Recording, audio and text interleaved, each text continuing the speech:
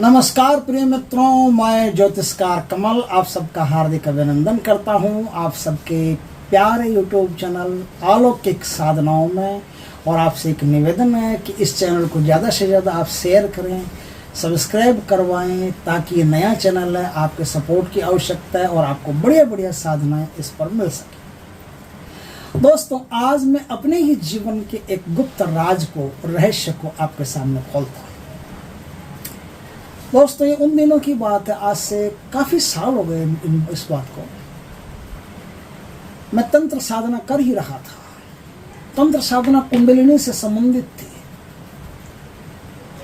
गुरुजी ने मुझे कुंडलिनी शक्ति जागरण के कुछ मंत्र बताए थे, कुछ साधनाएं सिखाई थी। मैं उन साधनाओं में रत था, वो साधना में कर रहा था। उन साधनाओं में एक मंत्र ऐसा था जिससे मुझे मेरा पूर्व जन्म याद आ गया। देखो, कुछ लोग तो इस पर उल्टे सीधे कमेंट करेंगे, लेकिन जो समझदार हैं, जिन्होंने वास्तव में अपने पूर्व जन्मों में यात्रा की है, वो लोग कमेंट नहीं करेंगे। वो लोग समझेंगे कि मैं क्या कह रहा हूँ और उनकी पूरी बात समझ में आ जाएगी। और जो मूर्ख आदमी होंगे, उनका खाली कुतर्क करना ही मतलब होता है, उनका और कोई मतलब नहीं होता। वो पक्का कुतर्क करेंगे। मैं ये बात बताने वाला नहीं था, कभी नहीं बताने वाला था, लेकिन ऐसे ही इच्छा हुई कि बता देना चाहिए, ताकि और भी कोई वास्तव में साधक हो, सिर्फ उसको ही फायदा मिलेगा, मूर्खों को फायदा नहीं मिलेगा जो कुतर्क करते हैं। तो जो वास्तव में सच्चा साधक है, उसे यदि अपने जीवन में पूर्व जन्म की यात्रा करनी, पूर्व जन्म की यात्रा करनी जरूरी है। इसलिए नहीं कि आपके पास एक अहंकार हो कि आप पूर्व जन्म को जानते हो, नहीं। आपके पास ये जानकारी हो कि आप पूर्व जन्म भी होता है, आप पहले भी इंसान थे, उससे पहले भी इंसान थे, उससे पहले भी कुछ थे, उससे पहले भी कुछ थे, उससे पहले भी कुछ थे। एक लंबी श्रृंखला चली आ रही है, जिसमें आप कहीं ना कहीं, कभी ना कभी, हमेशा कुछ ना कुछ रहे हैं। और वो शरीर नासवान था, वो शरीर मिट्टी हो गया। तो जैसे ही वो शरीर मिट्टी होता है, जल जाता है, कब्र में सड़ जाता है, पानी में दाह होता है, हवा में दाह होता है, पवन दाह करो, जल दाह करो, कोई भी प्रकार का आपका मतलब अंतिम संस्कार हुआ हो, तो आप अपनी आंखों से अपने घटते हुए शरीर को, उजड़ते हुए शरीर को, बिगड़ते हुए शरीर को, नष्ट होते हुए शरीर को जब अपने आंखों से देखते हैं, तो देह के प्रति जो ममता होती है, जो मोह होता है, जो आकर्षण होता है, वो खत्म हो जाता है। और देह के प्रति आकर्षण खत्म हो जाए, इसीलिए महावीर स्वामी ने भी अपने दर्शन में पहले पूर्व जन्म की यात्रा करना अनिवार्य बताया। जितने भी संत पुरुष हुए हैं, एक भी ऐसा संत पुरुष नहीं है जिसको अपना पूर्व जन्म पहले याद नहीं आया।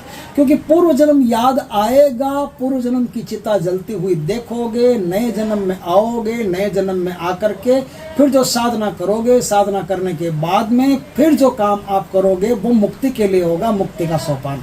इस प्रकार से आपको मुक्ति प्राप्त होगी। मुक्ति प्राप्त होने के लिए आपका पहले भोग में जाना जरूरी है, और शरीर से बड़ा कोई भोग नहीं होगा। जब भोग नष्ट होते हुए आप अपनी आंखों से देखोगे, तो भोगों के प्रति आसक्ति आपके अंदर से खत्म हो जाएगी। जिस मंत्र से मैंने पूर्व जन्म देखा, आज मैं उस मंत्र को आपके साथ शेयर करूंगा। किस तरह से मैंने देखा, क्या हुआ, पूरी घटना बताऊंगा। दोस्तों,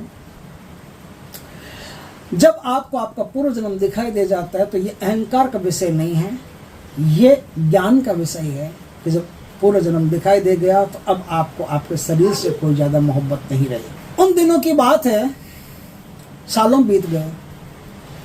मैं विद्या सीख के आया था। मैं छत पे बैठा, 3 मंजिल मकान था। उस मकान की छत थी, कोई आदमी आता जाता नहीं था ऊपर। मेरे लिए छत थी, समझ लो। घर वालों ने कहा रखा है, अपना करता रहता है, इसका करने दिया करो। वैसे खारज लड़का, किसी काम का तो है नहीं, पता नहीं ज्ञान धर्म क्या क्या करता रहता है, कौन कौन से मठों में घूमता रहता है, इसको करने दो, मैं तो कोई।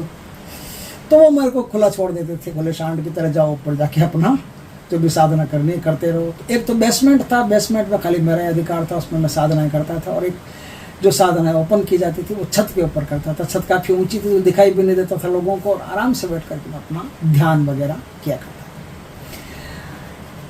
एक रात की बात है, रात 11 बजे करीब रहे होंगे। हम गांव में रहते हैं, छोटे से गांव में, तो उस वहाँ क्या है, 6-7 बजे भोजन कर लेते थे। 6-1 बजे सूर्यास्त के आसपास भोजन कर लेते थे। तो 11 बजे के आसपास शरीर में एनर्जी रहती थी।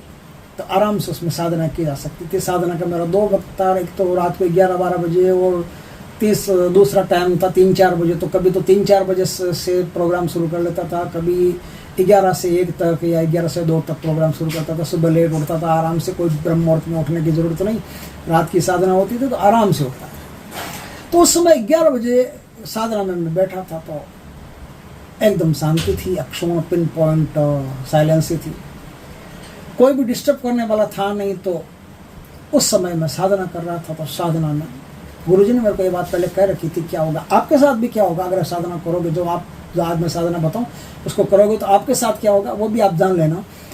तो उस समय क्या हुआ, उस समय यह हुआ कि अचानक से मेरी सेक्स की भावना बहुत बढ़ गई। मुझे कभी सेक्स ने परेशान नहीं किया, बेचारे ने, काम ने मुझे कभी परेशान नहीं किया, लेकिन उन दिनों में मैं देखता हूं कि अचानक से सेक्स की भावना बहुत बढ़ गई। सेक्स के ही विचार आते, गंदे विचार, बुरे विचार, ये लड़की, वो लड़की, वो लड़की, वो लड़की। गुरुजी ने समझाया था इस बात को अच्छी तरह से कि ये आएंगे, क्यों आएंगे, क्योंकि इस मंत्र का जाप करने से आपका मूलाधार चक्र जो है ना वो सक्रिय होगा। मूलाधार चक्र में आंच पैदा होगी, ताप पैदा होगा। मूलाधार चक्र में ताप पैदा होगा तो जो संभोग का केंद्र है, सेक्स का केंद्र है, वो मूलाधार चक्र के आसपास ही है।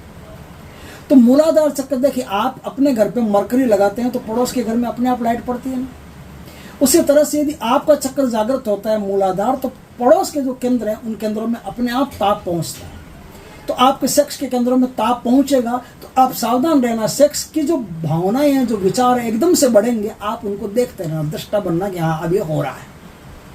तो दृष्टा बन जाओ कि आपके अंदर सेक्स के विचार पैदा हो रहे। तो मेरे अंदर सेक्स के विचार प्रचुर मात्रा में पैदा होने लग गए थे और मैं देख रहा था कि हाँ सेक्स प्रचंड पैदा हो गया, क्योंकि ये प्रचंड सेक्स, जितना सेक्स पैदा होगा उतना ही ये ऊर्जा आपको कुंडलिनी शक्ति में काम आएगी, कुंडलिनी शक्ति को ऊपर उठाने में काम आएगी। अन्य चक्रों में जाओगे तो वहाँ काम आएगी। यही ऊर्जा रूपांतरित होती है, यही ऊर्जा ट्रांसफर होती है, यही ऊर्जा बदलती है, अपना ही रूप बदल करके ये राम की ऊर्जा बन जाती है, जो पहले काम की ऊर्जा होती है।